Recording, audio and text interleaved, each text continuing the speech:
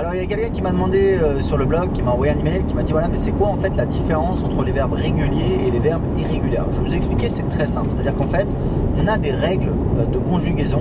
Donc c'est valable dans toutes les langues, hein. C'est valable en anglais, en français, en espagnol, qui vous permettent de conjuguer donc les verbes, c'est-à-dire aux différents temps, c'est-à-dire voilà, présent, passé, imparfait, passé composé, etc.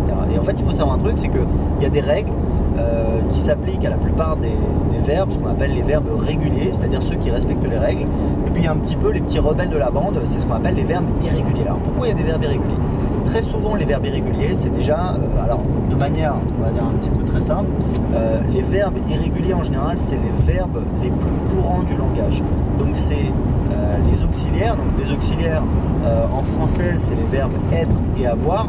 Si vous remarquez, quand on construit un langage, être et avoir, c'est les deux verbes les plus puissants du langage, parce que vous exprimez voilà, qui vous êtes et ce que vous avez, qui sont un petit peu les deux trucs de base.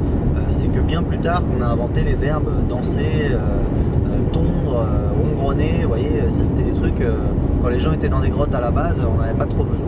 Donc en fait, on a, enfin c'est un petit peu mon interprétation, hein, je ne suis pas un spécialiste, mais c'est vrai que j'ai appris deux langues tout seul, et c'est rigolo parce qu'aujourd'hui j'ai ma femme qui est en train de préparer un examen de français. Donc ma femme elle est colombienne, elle parle espagnol, et le problème c'est que elle parle qu'espagnol, et en fait elle doit préparer un examen de français de base, et du coup voilà, je l'aide un petit peu et on révise un petit peu tout ça et je l'aide à apprendre ses verbes.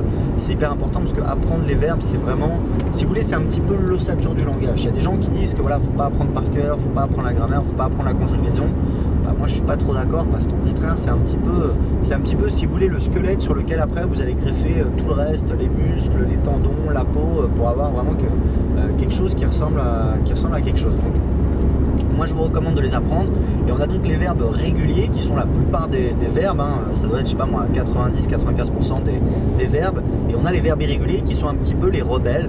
Alors on a déjà toujours les verbes être et avoir, c'est les verbes les plus irréguliers. Et puis après on a en fait, alors après il y a les verbes de modalité. Donc les verbes de modalité c'est quoi? Moi c'est des trucs, alors je vous explique, hein, moi je suis pas fan de grammaire, c'est juste qu'en étudiant un langage et puis deux, il y a quelques petits trucs que j'ai compris. En fait les verbes de modalité, je vais vous expliquer, vous allez voir, c'est très très simple. Les verbes de modalité, c'est en fait des verbes qui sont toujours suivis par un autre verbe. Vous allez me dire, attends mais qu'est-ce qu'il me raconte? Bah oui, en fait il y a des verbes qui sont comme ça. Le verbe pouvoir, il est toujours suivi d'un autre verbe.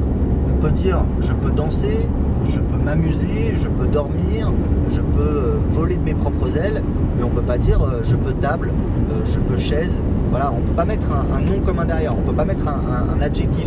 Donc voilà, les verbes de modalité, c'est des verbes qui sont toujours suivis par un autre verbe. Donc c'est des verbes en général très courants dans le vocabulaire. C'est pouvoir, vouloir, devoir, s'asseoir. Non, je rigole, il n'y a pas s'asseoir. Donc voilà, c'est pouvoir, vouloir, devoir, il y en a d'autres encore. Voilà, c'est donc les verbes de modalité. Donc très souvent les verbes de modalité sont des verbes irréguliers, et ensuite il y a une liste de verbes irréguliers. Il faut savoir un truc, c'est que cette liste, elle fait à peu près une centaine de verbes. Alors il y a plusieurs listes en réalité. Moi j'ai une liste en fait que je vous recommande, parce que c'est une liste où en fait on a les verbes vraiment utiles. Moi je vous explique, je parle anglais couramment, c'est-à-dire je peux parler anglais avec n'importe qui.